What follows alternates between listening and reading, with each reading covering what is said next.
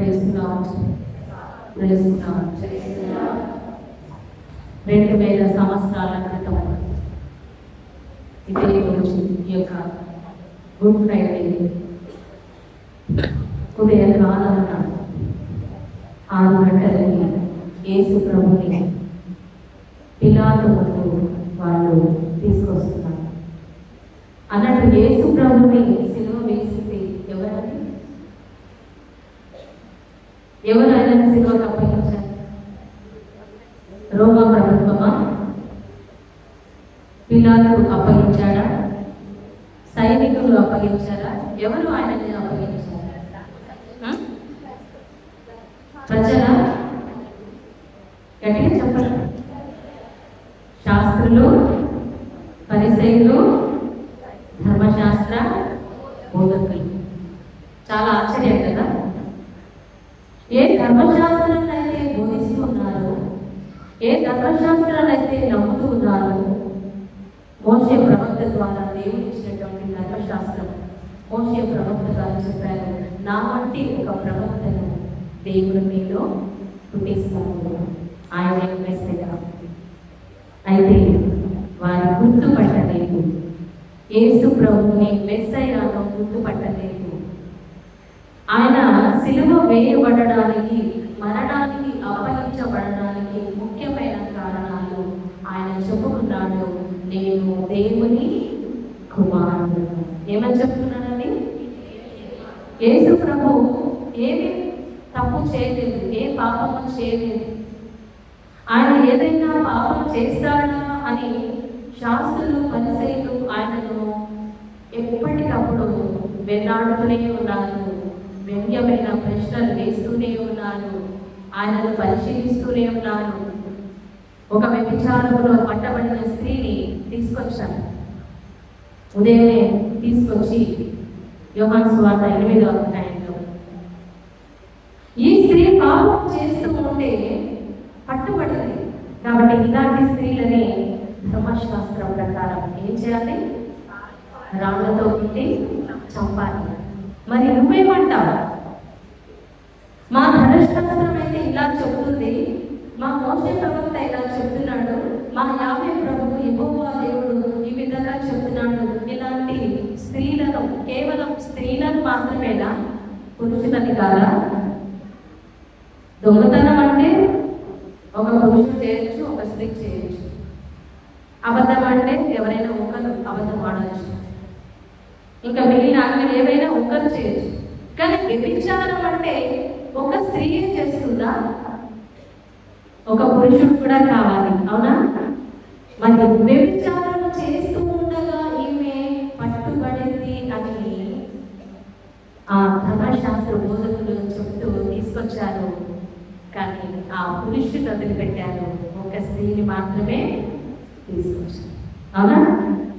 Praise Lord, praise lord.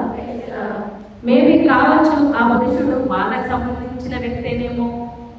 యేసు ప్రభుని ఎలాగైనా ఎదిగించాలి, ఆయన ద్వారా ఏదో ఒక తప్పు చేయించాలి, అప్పుడు ఆయన మరణానికి మనం అప్పగించవచ్చు.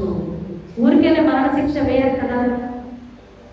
కాబట్టి వారు పన్నాగాలు పన్నాలు, మాయోపాయాలు, కుట్రలు, కుతంత్రాలు చేసి యేసు ప్రభుని వెతుకుతూ ఉన్నారు, ఈయనని ఎలాగైనా చంపాలి. కానీ యేసు ప్రభు ఎవరంటే దేవుని కుమారుడు. Praise Lord. వాక్యమైన దేవుడు శరీరధారిగా ఈ లోకంలో ఆయన అవతరించాడు. ఆయనే జ్ఞానమై ఉన్నాడు, ఆయనే వాక్యమై ఉన్నాడు, ఆయనే లేఖనమై ఉన్నాడు. అలాంటి దేవుణ్ణి ఎవరైనా తికమక చేయాలని చూస్తే వాళ్ళే పప్పులో కావేస్తారు. Praise lord. ప్రభు ఒకే ఒక మాట అన్నాడు, మీలో పాపం చేయని వాడు మొదటి రాయి అమ్మ మీద వేడి. కథం అయిపోయింది. Praise Lord, praise Lord. మీలో పాపం చేయని వాడు, అసలు పాపం చేయని వాడు ఎవరైనా ఉన్నారా? అబద్ధం చెప్పని వారు, దొంగతనం చేయని వారు, పొరుగు వారికి ఇంత హాని కూడా చేయని వారు, నోటితో దుర్భాషలాడని వారు, తల్లిదండ్రులని ప్రేమను చూసుకునే వాళ్ళు, వ్యభిచారం చేయని వాళ్ళు, అబద్ధ సాక్ష్యాలు పలకని వాళ్ళు ఉన్నారా?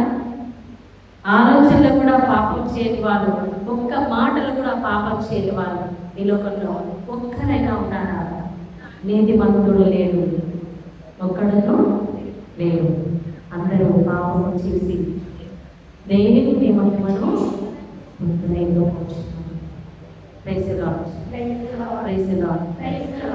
అందరూ కూడా అక్కడ రాళ్ళు పడవేసి వెళ్ళిపోయారు. ఆ శాస్త్రులు ఓడిపోయారు. అక్కడ వాళ్ళు వెతుకుతూనే ఉన్నారు, యేసు ప్రభువుని ఎలా పట్టుకోవాలి, ఎలా ఆయన చంపాలి. ఆయన చెప్తున్నాడు, నేను దేవుని దగ్గర నుంచి వచ్చాను, నేను పాప వలన క్షమిస్తున్నాను.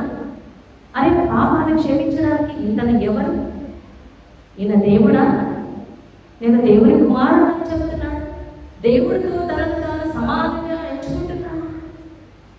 వారిలో కక్ష, ద్వేషం, పగ, అసూయ కలిగింది. ఈ యేసు ప్రభువుని ఎలా సరే చెప్పాలి. ఇది మొదటి నేరం, యేసు ప్రభు మీద మోపినటువంటి నేరం. ఇతడు తాను మనిషి అయ్యండి దేవుని కుమారుడునని చెప్పుకుంటున్నాడు, దేవ దూషణ చేస్తున్నాడు, కాబట్టి ఇతను చెప్పబడాలి. ఎన్నో అబద్ధ సాక్ష్యాలు తీసుకొచ్చారండి. ఏముంది? దోషిని నిర్దోషిగా చేయవచ్చు, నిర్దోషిని దోషిగా చేయవచ్చు. ఈ లోకంలో న్యాయం ఉందా అండి? చట్టాలలో న్యాయం ఉందా? కోర్టులలో న్యాయం ఉందా? ఆ సృష్టికర్తకి న్యాయం జరగలేదు. అవునా? సృష్టికర్త అయిన దేవుడు, లోకాన్ని సృష్టించిన దేవుడు ఏ నేరం చేయకపోయినా, ఏ దోషం చేయకపోయినా ఆయనను దోషిగా నిలబెట్టింది ఈ లోకం. ఏ శాస్త్రులైతే, ఏ పరిసయ్యులైతే, ఏ ధర్మశాస్త్ర బోధకులైతే యేసు ప్రభుని చంపాలి అని వాళ్ళు తీర్మానం చేస్తున్నారు, వాళ్ళు చేసిన పన్నాగం అబద్ధ సాక్షులని. వాళ్ళు డబ్బులు ఇచ్చి అబద్ధ సాక్ష్యాలు సృష్టించారు. మీరు చెప్పండి, ఈయన మీద అనేకమైన తప్పులు, నేరాలు మోపండి. ఈయన దేవాలయాన్ని పడగొట్టి 3 దినాల్లో నేను లేపుతాను అన్నాడు. ఆయన ఏ దేవాలయం గురించి మాట్లాడాడు? ఆయన శరీరం అనే దేవాలయం గురించి. దేవాలయం పడగొట్టండి అంటే, మీరు నా శరీరాన్ని చంపితే నేను దాన్ని 3 రోజుల్లో తిరిగి లేపుతాను అనే భావం వచ్చే విధంగా దేవుడు మాట్లాడాడు. కానీ వాళ్ళు దానిని ఒక దేవ దూషణగా తీసుకున్నారు. ఈ దేవాలయం ఎన్నో సంవత్సరాలు పట్టింది కట్టించడానికి. అలాంటి దేవాలయాన్ని పడగొడితే 3 రోజుల్లో కడతారా? ఎలా కడతారా? దేవాలయం గురించి దూషణగా మాట్లాడాడు, దేవ దూషణ చేశాడు. కాబట్టి ఇతను మరణించాలి. ఒక మంచి పని చేస్తే సమాజం మెచ్చుకోరు. నిజం ఎప్పుడు కూడా అందరి చేత త్వరగా మెప్పు పొందదండి. అబద్ధమే ముందుకు వస్తుంది. నిజం కంటే ముందు ఏమొస్తుందండి? అబద్ధమే, అన్యాయమే. కంటికి కనిపించేది నమ్ముతాం, చెవులతో వినిపించేది మనం నమ్ముతాం. కానీ అంత రంగంలోకి వెళ్ళి, డీప్గా వెళ్ళి, వాట్ ఈస్ వాట్, ఏమిటి, ఎందుకు, ఎలా, ఇది నిజమేనా అని ఒక వ్యక్తిని మనం అనాలిసిస్ చేయడం అనేది చాలా ఇంపార్టెంట్. యేసు ప్రభుని వాళ్ళు పైననే చూశారు, కానీ అంతరంగంలో లోపలికి వెళ్ళి వారు దేవుని వాక్యాన్ని పరిశీలించలేదు. ఈయన నిజంగా దేవుని కుమారుడా ఎందుకు చెప్పుకుంటున్నాడని వాళ్ళు పరిశీలించలేదు. పిలాతు ముందు నిలబడ్డాడు. పిలాతు అడుగుతున్నాడు, నీవు రాజువా?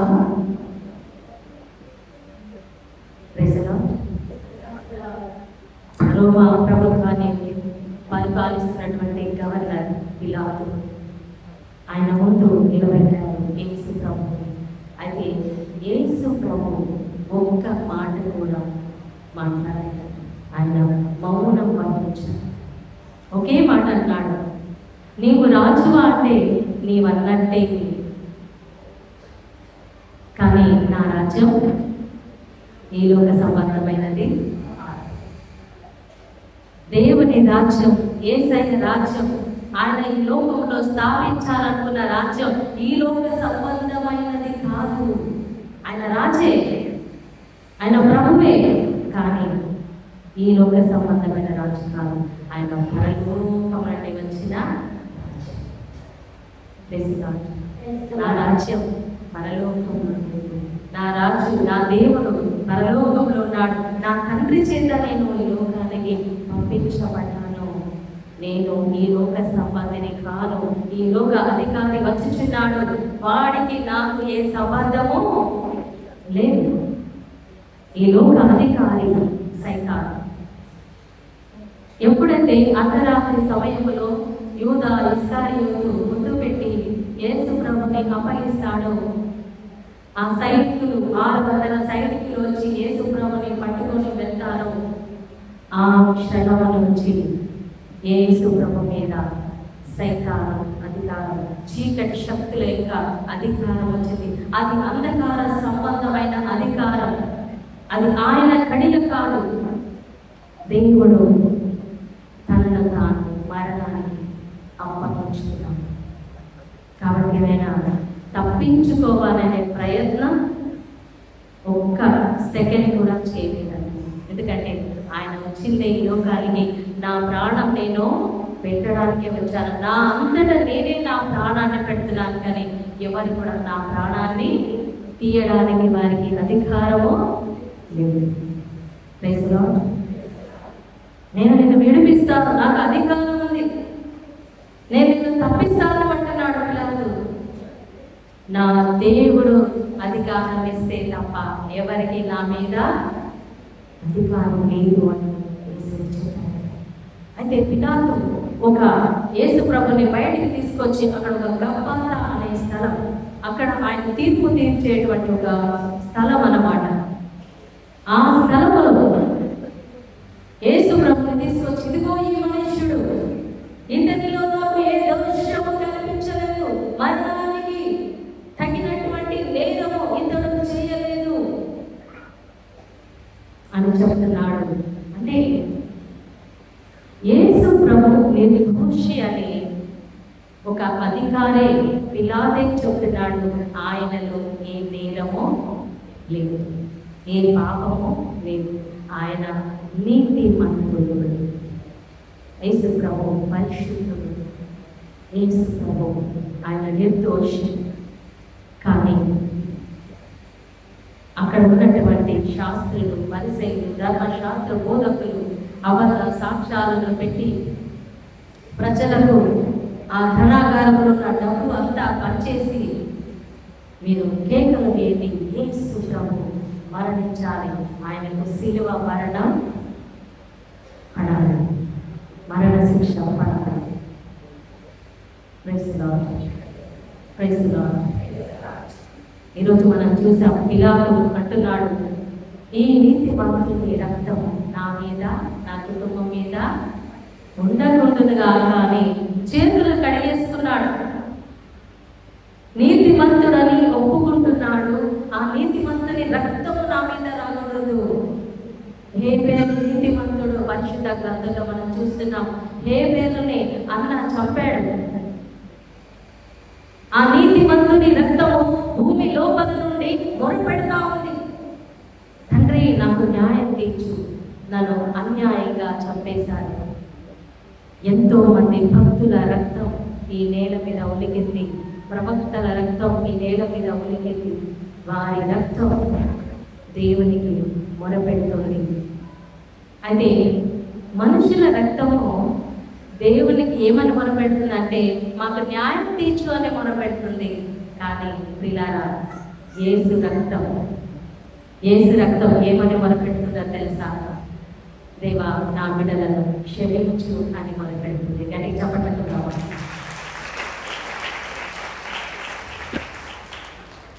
యేసు రక్తంలో ప్రేమ ఉంది, యేసు రక్తంలో క్షమ ఉంది. ఆ యేసు రక్తం మన ప్రతి పాపాన్ని కడిగి వేస్తుంది. పిలాతు వారి కోరిక మేరకు 39 కొరడా దెబ్బలు శిక్ష విధించారు. 39 కొరడా దెబ్బలు. ఆ కొరడాలు మామూలు కొరడాలు కాదండి. ఆ కొరడాకి ఒక్కొక్క కొరడాకి 6 నుంచి 9 వరకు పొక్కాలు ఉంటాయి, ఇలాగా కుండాలు ఉంటాయి. సీసంతో చేసిన కుండాలు అంటవి. అవి ఒక దెబ్బ పడినప్పుడు ఆ చర్మం లోపలికి వెళ్ళి అది చీల్చుకొని చర్మాన్ని బయటికి తీసుకొస్తుంది. అలాంటి కొరడాలు అంటే ఒక్కసారి కొడితే 9 చోట్లలో గాయాలు అవుతాయి, మాంసం బయటకు వచ్చేసింది ముక్కలు ముక్కలుగా. అలా ఎన్ని దెబ్బలు కొట్టారు? 39 కొరడా దెబ్బలు. ఆయన వీపులు మొత్తం కూడా కింద పడింది. ఆయన మొత్తం ఫ్రంట్ భాగం కానీ బ్యాక్ కానీ 5,000 కంటే ఎక్కువ గాయాలు ఆయన శరీరంలో అనుభవించారు. ఎందుకో తెలుసా? మనం ఈ దేహంతో చేసిన తప్పులకి, పాపాలకి, మనం ఈ దేహంతో చేసినటువంటి దోషములకు శిక్ష యేసు ప్రభు నీ స్థలంలో, నా స్థలంలో ఆయన ఆ కొరడా దెబ్బలు భరించారు. ఆ స్థలమంతా రక్తం, యేసు రక్తం. ఇంకొక దెబ్బ కొడితే మేబీ ఆయన స్పృహ తప్పి పడిపోవచ్చు, చనిపోవచ్చు. కాబట్టి వాళ్ళు 39 దెబ్బలతో వదిలేశారు. ఆయన తల మీద ముళ్ళ కిరీటం, వీణా క్రిస్ట్ అనే ఒక ముళ్ళు. ఇజ్రాయెల్ దేశం మేము వెళ్ళినప్పుడు, జోర్డాను దేశం దేవుని కృప వలన నేను ఆ యొక్క పరిశుద్ధ స్థలాన్ని 3 సార్లు దర్శించుకున్నాను. ఆ కలువరి కొండ 4 సార్లు ఎక్కాను. Praise the Lord. ఆ ముళ్ళు చాలా భయంకరమైనటువంటి విషపూరితముగా ఉన్నటువంటి ముళ్ళ. అది గుచ్చుకుంటే, ఒక తేలు కొడితే ఎంత బాధ ఉంటుందో అంతకంటే ఎక్కువ బాధ. మరి ఒక్కొక్కసారి మన కాళ్ళలో కానీ మన చేతిలో కానీ ఒక చిన్న ముళ్ళు. ఒకసారి నాకు ఒక సీసం గ్లాస్ కడుగుతుంటే ఒక చిన్నది చేతిలో వెళ్ళేది. అది చాలా నొప్పి వచ్చేసింది అన్నమాట. ఆ చిన్నది కూడా నా శరీరంలో ఉండడానికి యాక్సెప్ట్ చేయలేదు, భరించలేకపోయాను. అలాంటిది యేసు ప్రభు తలలో, ఒక్కసారి ఇమాజిన్ చేయండి, తలలో ముందు 3 ముళ్ళు, మరి వెనకాల 15-14 ముళ్ళు, మొత్తం 19 ముళ్ళు అని విన్నాను. కరెక్ట్గా నాకు గుర్తులేదు. 17 నుంచి 19 వరకు ముళ్ళు ఆయన శిరస్సు మీద లోపలికి దించారు. 8 అంగుళాలు ఉన్నటువంటి ముళ్ళు. ఒక్కసారి ఊహించండి. చిన్న కొంచెం గుచ్చుకుంటేనే, కాళ్ళు చేతులు గుచ్చుకుంటే మనకి ఎంత నొప్పి, బాధ. అలాంటిది ఆయన తలలో ముళ్ళు. ఎవరి కోసం? కేవలం నీ కోసం, నా కోసం. ప్రతి పాపానికి ఆరంభము మన మనసులో ఆలోచన వస్తుంది. కళ్ళతో చూస్తాం, చెవులతో వింటాం, నోటితో మాట్లాడతాం, మన హృదయంలో ఆశిస్తాం. మన అవయవాలన్నీ కూడా ఒక పాపం చేయాలి అంటే ఈ యొక్క మైండ్ నుంచి, మనస్సు నుంచి స్టార్ట్ అవుతుందండి. కాబట్టి మన మనసులో వచ్చే ప్రతి చెడు ఆలోచన, చెడు ఊహ, చెడు తలంపు, చెడు కోరికలు, ఉద్దేశాలు, వీటన్నిటికీ శిక్ష, పనిష్మెంట్ మన తలలో ఉన్నటువంటి తలంపుల ద్వారా చేసిన పాపానికి శిక్ష. యేసు ప్రభు తలలో ముళ్ళ కిరీటం తెచ్చబడింది. ఈరోజు మన మనసులో పైకి చాలా బాగుంటాం, నవ్వుతూ ఉంటాం, కానీ లోపల దేవుడు పై రూపాన్ని చూసేవాడు కాదమ్మా. నేను పై మాటలను చూసేవాడు కాదు, పై వేషధాలను చూసేవాడు కాదు. నీ హృదయ అంతరంగాన్ని ఆయన చూస్తున్నాడు. నీ మనసును ఎలాంటి ఆలోచనలతో ఉన్నావు, ఎలాంటి ఆశలను కలిగి ఉన్నావు, ఎలాంటి ఊహలు, ఎదుటి వ్యక్తి గురించి ఎలాంటి తలంపులు కలిగి ఉన్నావు. నీలో యథార్థత ఉన్నదా? ఈరోజు ఆ ముళ్ళ కిరీటం ధరించిన యేసుని చూసి మన మనసులో ఉన్న ప్రతి చెడు ఆలోచన తీసేసుకోవాలి, మన తలంపులు తీసేసుకోవాలి, మన చెడు ఆశలు తీసేసుకోవాలి, మన చెడు ఊహలు తీసేసుకోవాలి. అవ్వ పాపం ఎలా చేసిందండి? తన కళ్ళతో పండుని చూసి ఆకర్షితురాలైతే చూడడానికి రమ్యముగా ఉన్నది, చక్కగా ఉంది, తింటే ఎంతో బాగుంటుంది, టేస్ట్గా ఉంటుంది అనిపించిందంట. కళ్ళు మన కాళ్ళని నడిపిస్తాయండి. కళ్ళు వెళ్ళిన ప్రతి చోటికి మన కాళ్ళు వెళ్ళకూడదంట. కానీ కళ్ళు అట్రాక్ట్ అయ్యాయంటే ఆటోమేటిక్గా మన చేతులు వెళ్ళిపోతాయి, మన కాళ్ళు వెళ్ళిపోతాయి.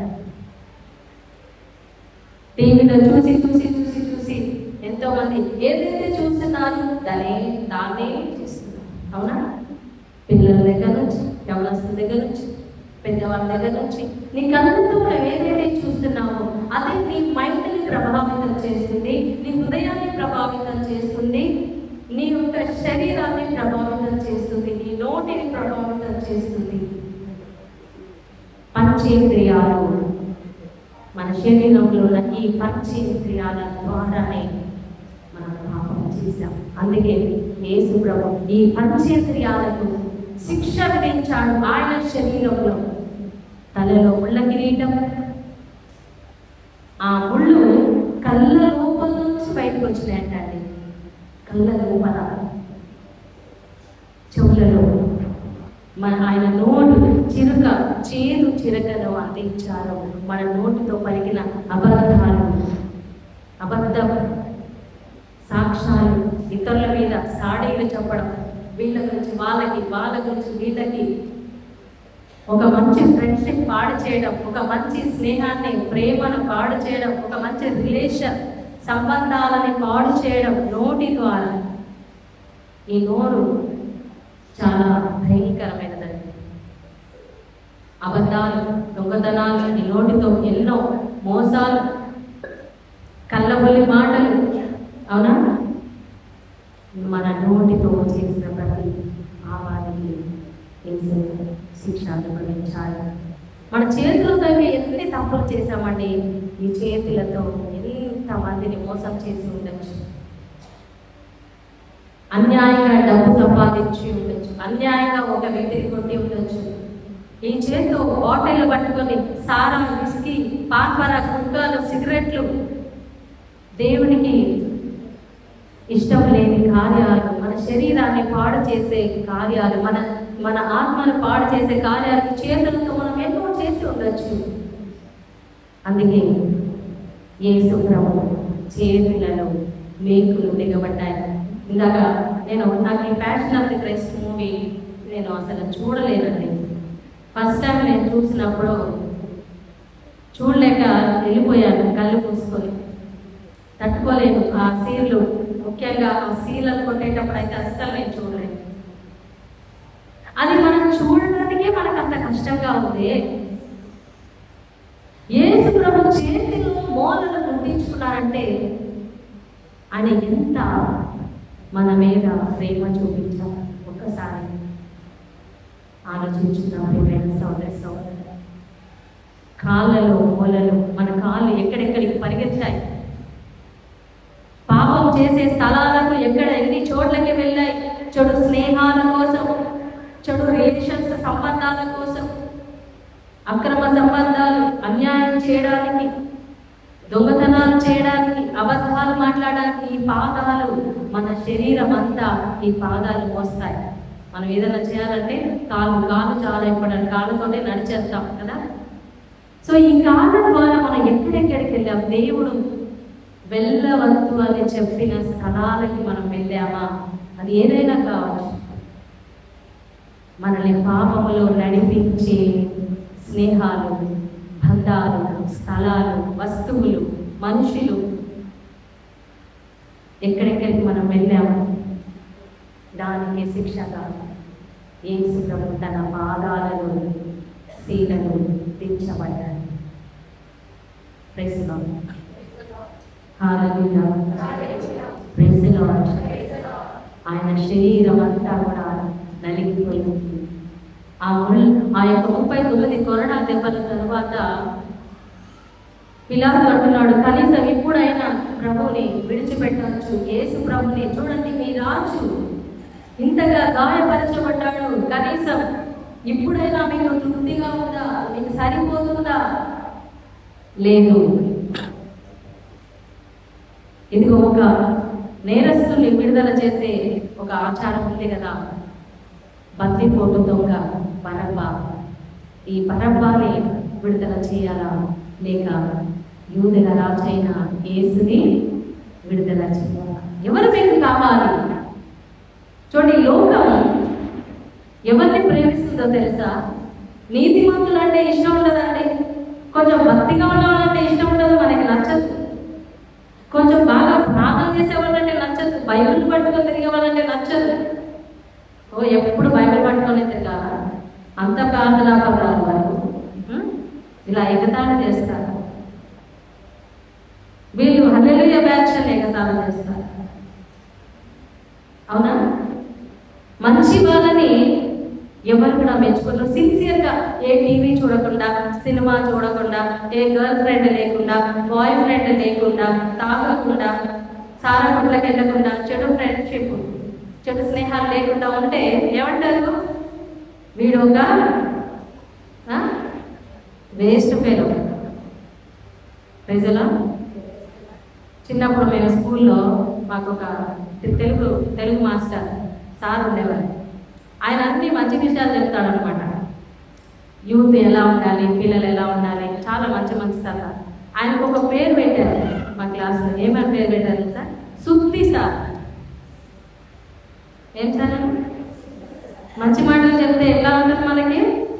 అబ్బా సుత్తి కొట్టాడు రా, ఇంకా గంట నుంచి కొడుతూనే ఉన్నాడు సుత్తి. మంచి మాటలు మనకు నచ్చుతాయా? నచ్చవు. ప్రజల కానీ అదే ఇంకా ఏదైనా పిచ్చి పిచ్చి జోకులు వేస్తూ, మంచి మంచి పార్టీలు ఇస్తూ, ఎంజాయ్ చేద్దాం, డాన్స్ వేద్దాం, అదేద్దాం, ఇదేద్దాం, పిచ్చి పిచ్చిగా ఉందామంటే చాలా మంచిగా వాళ్ళని ఇష్టపడతారు, మెచ్చుకుంటారు, వాళ్ళకి ఎక్కువ మంది ఫ్రెండ్స్ ఉంటారు. కానీ సిన్సియర్గా ఉండే వాళ్ళకి, ప్రేమగా ఉండే వాళ్ళకి, భక్తిగా ఉండే వాళ్ళకి, ఎలాంటి చెడు కార్యాలకు వెళ్ళకుండా మంచిగా ఉండే వాళ్ళకి ఎక్కువ స్నేహితులు ఉండరు. పైసలా లోకం ఏం కోరుకుంది? బందిపోటు దొంగని కోరుకుంది. మాకు ఈ దొంగే కావాలి, మమ్మల్ని చిత్తకొట్టేవాడే మాకు కావాలి, మమ్మల్ని పాపల నడిపించేవాడే కావాలి, ఈ మోసగాడే కావాలి, ఈ బరబ్బానే మాకు కావాలి. మంచి మాటలు చెప్పే యేసు ప్రభు మాకు వద్దు. శత్రువులను ప్రేమించమన్నాడు, వద్దు మాకు ఆయన బోధ మాకు వద్దు. నిన్ను వల్ల నీ పొరుగు వారిని ప్రేమించున్నాడు. ఆయన ఎంతో మంది రోగులను స్వస్థపరిచాడు, గుడ్డి వారి కళ్ళు చూపి తెరిపించాడు. ఆ అద్భుతాలు వాళ్ళకి కనిపించట్లే. చనిపోయిన లాజరును లేపాడు. అరే ఇంత అద్భుతం జరిగిందంటే ఈయన నిజంగా దేవుని కుమారుడు ఎంతొచ్చని వారికి కొంచెం కూడా మైండ్లోకి రాలేదు. అసూయ, ద్వేషం. మా ద్వారా జరగట్లేదు అద్భుతాలు, ఈయన ద్వారా జరుగుతున్నాయి. ఈయనని చంపేసేయాలా?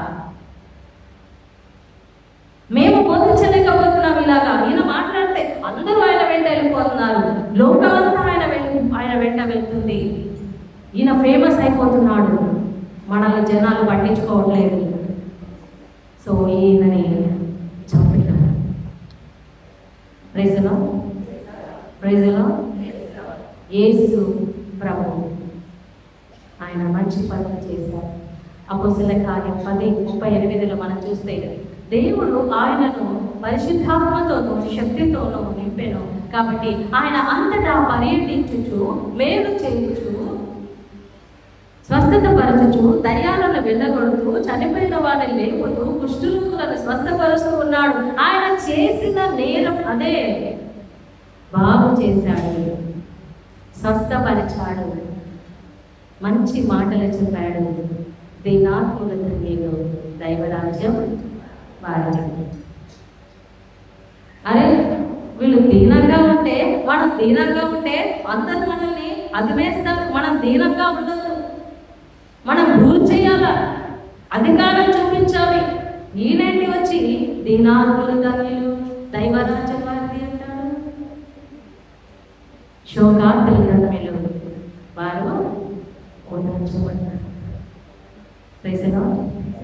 ఆయన బోధలు వారికి నచ్చలేదు, కానీ పేదవాళ్ళు, నిజంగా పాపములు ఉన్నవారు అందరూ కూడా యేసయ్య ప్రేమను చూచి, ఆయన ప్రేమను అనుభవించి, ఆయన యొక్క బోధ ద్వారా, ఆయన మంచి మాటల ద్వారా ఎంతో మంది మారిపోయారండి.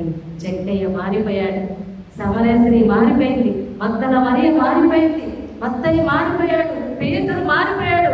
ఎంతమంది వేల మంది ప్రజలు యేసయ్య వాక్యము ద్వారా మార్చబడ్డారు. ఆయన ప్రేమ ద్వారా వాళ్ళు మార్చబడ్డారు. కఠినాత్మలు మారిపోయారు. Praise Lord, praise Lord. వాళ్ళందరూ యేసయ్యను కోరుకున్నారు, కానీ ఆ చీకటి సమయం, ఆ అంధకార సమయంలో సైతానుడికి ఇవ్వబడిన సమయం అది. సో యేసు ప్రభు ఆయన ఏ ఉద్దేశం కోసమైతే ఆయన ఈ లోకానికి వచ్చాడో ఆ కార్యం జరగాలి. ఆయన మరణించాలి, తప్పకుండా మరణించాలి. ఒక యాజకుని ద్వారానే ఆ గొర్రెపిల్ల వధించబడాలి. కాబట్టి ఆనాడు యాజకుడు, ప్రధాన యాజకుడే అప్పగిస్తున్నాడు, ఇతను మరణ శిక్షకు పాత్రుడు, ఇతనిని చంపివేయండి, మాకు బరబ్బా కావాలి, యేసుని సిలువ వేయండి.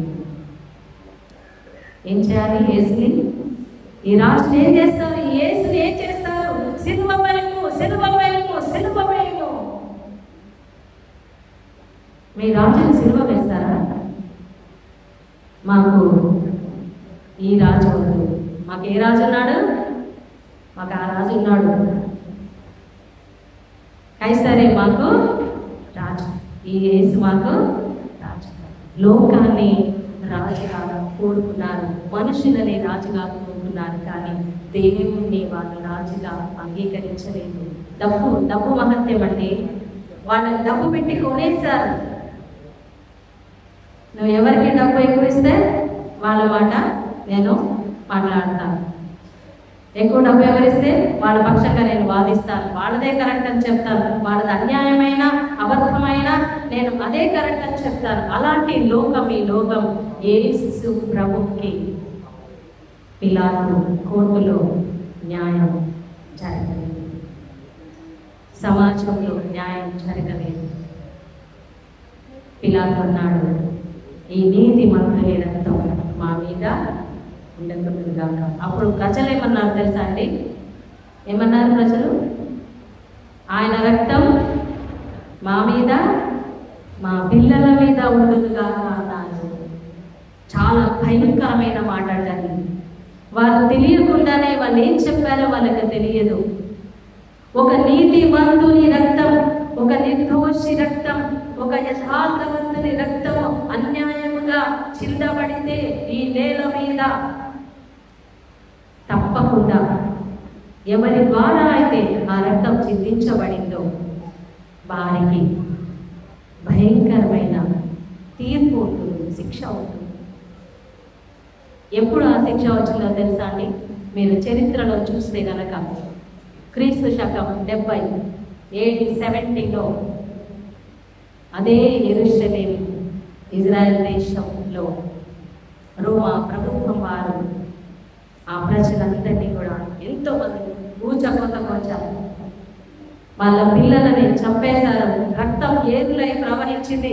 ఇజ్రాయెల్ ప్రజలు ప్రాణాలు దక్కించుకోవడానికి ప్రపంచమంతటా చెల్లా చెదరైపోయారు. ప్రపంచంలోనే ఇజ్రాయెల్ దేశం అనేది లేకుండా, నామరూపం లేకుండా పోయింది.